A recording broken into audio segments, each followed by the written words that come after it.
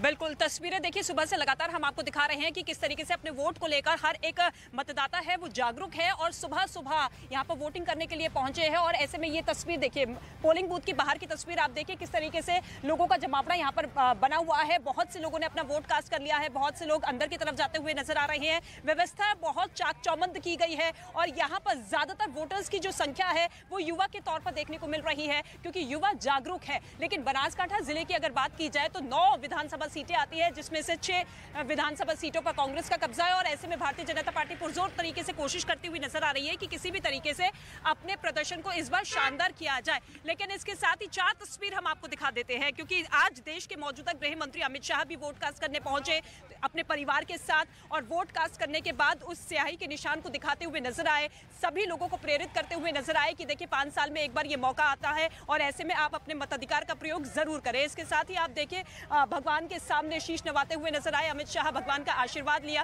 क्योंकि कहा जाता है कि कोई भी शुभ कार्य जब किया जाता है तो भगवान का आशीर्वाद लेने से वो कार्य मंगल हो जाता है। ऐसे में ये तस्वीर भी आपके टेलीविजन स्क्रीन पर, और उसके बाद मतदान करने के बाद अमित शाह पैदल चलते हुए भी नजर आए। और कुछ ऐसी ही तस्वीर देश के प्रधानमंत्री नरेंद्र मोदी की भी आपको नजर आई जब वो पहुंचे और उनका स्वागत करने के लिए कार्यकर्ताओं का हुजूम था, लोगों की भीड़ थी, उन्होंने भी मताधिकार किया। और ऐसे में देश भर से गुजरात के अलग अलग जिलों से जो तस्वीरें निकलकर सामने आ रही है वो वाकई एक बड़ा संदेश देती है कि किस तरीके से अब लोग मूलभूत सुविधाओं को ध्यान में रखते हुए विकास के मसले पर वोट दे रहे हैं। शालिनी का हम रुख कर लेते हैं। शालिनी, वहां की तस्वीर, वहां के अपडेट, वहां का हाल क्या है इस वक्त? आ रहे हैं इधर। हीराबाग का इंतजार ही किया जा रहा है और तैयारियां यहां पर पूरी हो चुकी हैं, क्योंकि जो सिक्योरिटी है वो पूरी तरह से टाइट है। मीडिया को एक अलग तरफ फिलहाल शिफ्ट कर दिया गया है, क्योंकि पहले तो हम लोगों से बात भी कर पा रहे थे, लेकिन अभी फिलहाल मीडिया को अलग शिफ्ट कर दिया गया है। पुलिस ये कह रही है कि हमारे साथ कोऑपरेट कीजिए, हीराबा यहाँ पर आने वाली है। और देखिए जाहिर सी बात है, उनकी उम्र इतनी ज्यादा है, सन 1923 का जन्म है हीराबा का और अभी 2022 चल रहा है, तो 100वें वर्ष में वो प्रवेश कर चुकी हैं। तो ऐसे में कोई भी ये नहीं चाहता है कि जब वो यहाँ पर वोट कास्ट करने के लिए आए तो उन्हें भी किसी तरह की दिक्कत हो। अच्छा, हमेशा ही हमने देखा है कि हीराबा जब आती हैं तो वो पैदल चलकर आती हैं, व्हील चेयर का भी वो इस्तेमाल नहीं करती हैं, अपने छोटे बेटे के साथ रहती हैं। तो इंतजार अब इसी बात का है कि बेटे ने तो सुबह वोट कास्ट कर लिया, अब माँ हीराबा भी यहाँ रायसेन में जो प्राथमिक स्कूल है जहाँ इस वक्त मैं मौजूद हूँ, यहाँ पर आए और आकर के वोट कास्ट करें। इसके पहले आपको याद होगा इसी तरह लाइन में हमने लगे हुए हीराबा को नोटबंदी के वक्त भी देखा था, और उस समय भी यूं ही लाइन में खड़े होकर बैंक की वो अपने नोट को बदलवाते हुए दिखाई दी थी। तो ऐसी ही तस्वीर आज एक बार फिर से दिखाई देगी जब हीराबा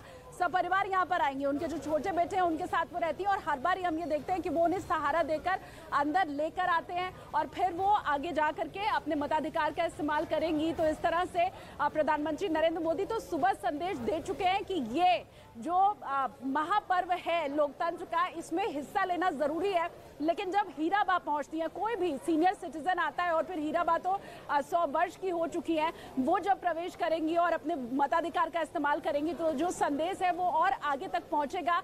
जो युवा है वो शायद और ज्यादा प्रेरित हो पाएंगे और पिछली बार का जो रिकॉर्ड वोट का था वो शायद इस बार टूट पाएगा। उम्मीद फिलहाल यही है। बताया यही जा रहा है कि हीराबा किसी भी वक्त आ सकती हैं, हालांकि 11:30 बजे का समय पहले दिया गया था और लगभग उसी वक्त हीराबा यहाँ पर आएंगी और अपने मताधिकार का इस्तेमाल करेंगे। तो तमाम जो वीआईपी चेहरे हैं उनसे जुड़ी हुई तस्वीरें हम आप तक पहुंचा रहे हैं। हार्दिक पटेल ने भी आज वोट कास्ट किया है और उनसे न्यूज़ 18 इंडिया ने बातचीत भी की है, सुनिए जरा।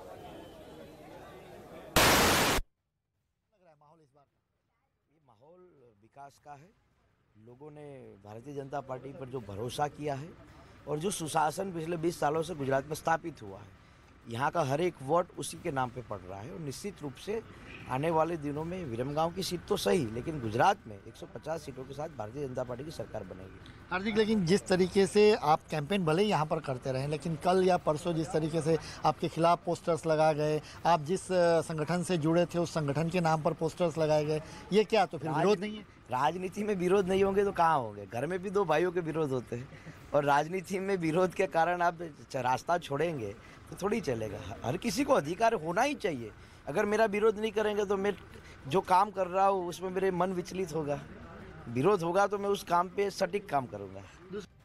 हार्दिक की पत्नी किंजल हमारे साथ है। किंजल, सबसे पहले दिखाया आपने वोटिंग कर दिया है, ये देखिए हर यहाँ पर किंजल ने वोटिंग कर दिया है। जाहिर सी बात है किन मुद्दों को लेकर आपने वोट किया हो तो है, लेकिन क्या लग रहा है इस बार का माहौल? आपने भी काफ़ी कैंपेन किया हार्दिक के लिए।